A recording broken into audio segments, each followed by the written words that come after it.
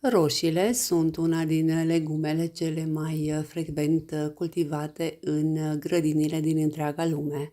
Dacă observați modificări în aspectul plantelor de roșii, cum ar fi frunze îngălbenite sau ofilite, ar trebui urmărite cu atenție câteva zile înainte de a lua orice măsură.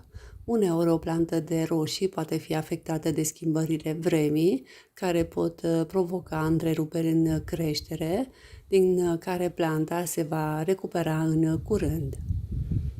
Dacă a trecut o săptămână și planta de roșii nu a dat semne de recuperare, acesta este un motiv de alarmă.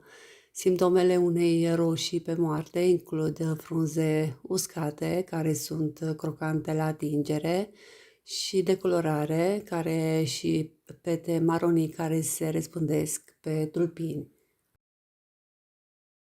Plantele de tomate au frunziși cu creștere relativ rapidă, ceea ce înseamnă că dacă nu au apărut semne de creștere într-un timp rapid, este probabil ca planta să aibă nevoie de atenție rapidă. Primul lucru pe care ar trebui să-l facem dacă planta de tomate este bolnavă este să verificăm dacă am îndeplinit toate nevoile acesteia. O plantă de tomate are nevoie de cel puțin 4 ore de lumină solară obișnuită pe zi pentru a se dezvolta, iar cu foarte puțină lumină solară sau deloc, frunzele plantei vor începe să se ofilească și în cele din urmă să cadă. În plus, este important ca planta de roșii să fie udată suficient și în mod regulat.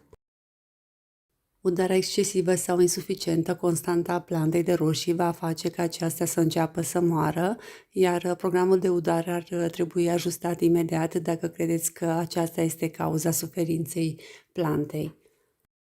Planta de tomate are nevoie și de foarte mulți nutrienți, în special de cei 3 nutrienți NPK, fertilizare regulată, planta nu va supraviețui și nu va da fructe. Poate face chiar ca frunzele plantei de tomate să devină galbene. Fertilizați-o în mod natural cu gunoi de pasăre și cenușă. Plantele de tomate se recuperează rapid după deficiența de nutrienți, așa că ar trebui să vedeți semne de recuperare în mai puțin de o săptămână. Dacă nu e vorba de lipsă de apă, lipsă de lumină sau nutrienți, ci este o boală, trebuie îndepărtate toate părțile bolnave din plantă. Dacă prezintă frunze bolnave, ele trebuie îndepărtate. La fel și fructe bolnave sau bucăți din tulpină. Trebuie să rețineți că fungicidul nu vindecă părțile bolnave și atunci trebuie să tăiem sau să le îndepărtăm. Apoi aplicăm un fungicid. Dacă nu am avut noroc să ne revigorăm planta de roșii nici cu fungicid, atunci putem încerca în sfârșit să o transplantăm. Cu toate acestea, plantele de tomate au rădăcini destul de sensibile și transplantul este ultima soluție. Transplantul unei plante de tomate s-a dovedit cu succes, în special în cazurile de putrezire a rădăcinilor, unde solul a devenit atât de saturat încât acestea putrezesc. Îndepărtăm cu grijă planta de roșii din sol, curățăm rădăcinile și tăiem cu grijă toate părțile deteriorate sau moarte de la rădăcini.